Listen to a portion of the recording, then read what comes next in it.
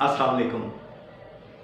अल्लाह ताला वो हस्ती हैं जहां से हमें कभी उम्मीद नहीं होती, हमारा गुमान नहीं होता, वहां से हमारी मदद फरमा देता है। कुछ दिन पहले एक हकीम साहब से मुलाकात हुई। वो अपनी कहानी, अपनी स्टोरी सुनाने लगे। बहुत सुनने वाली बात है।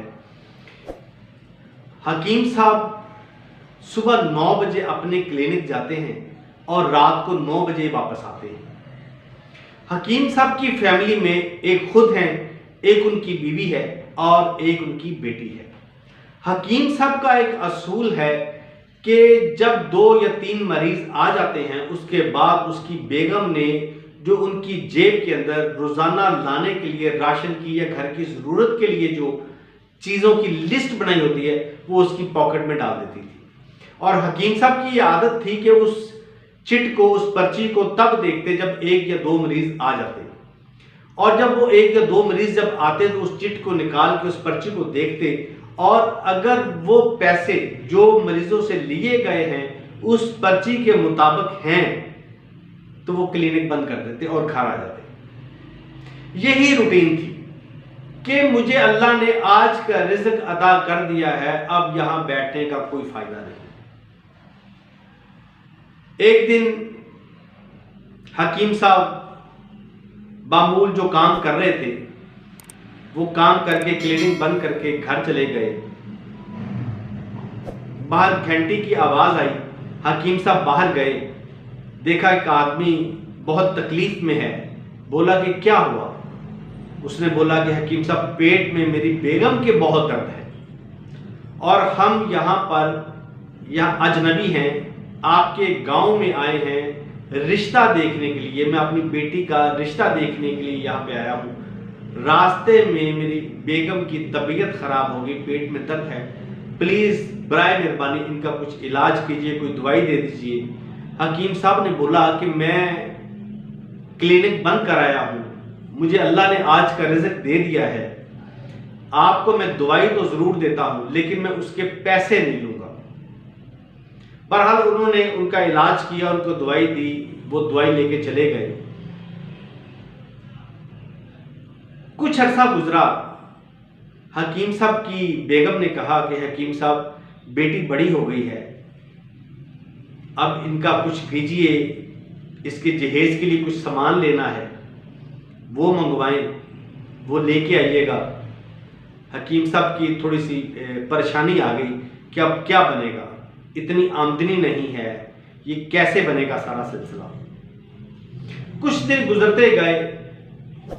एक दिन अचानक वही आदमी दोबारा हकीम साहब के घर आया, सलाम दुआ की। हकीम साहब से कहने लगा, आपने मुझे पहचाना? हकीम साहब ने कहा, हाँ मैंने आपको पहचान लिया है, आप पहले भी आए थे, आपकी बेगम को ये मसला था। बोला कि आज हम आपके पास ही आए हैं, सिर्फ आपको मिलने के लिए आए हैं, इसके अलावा और कोई काम नहीं है। हकीम ने कहा, बिस्मिल्लाह, आप अंदर तशरीफ ले आए। हकीम साहब ने पूछा, क्या माजरा है, कैसे आना हुआ?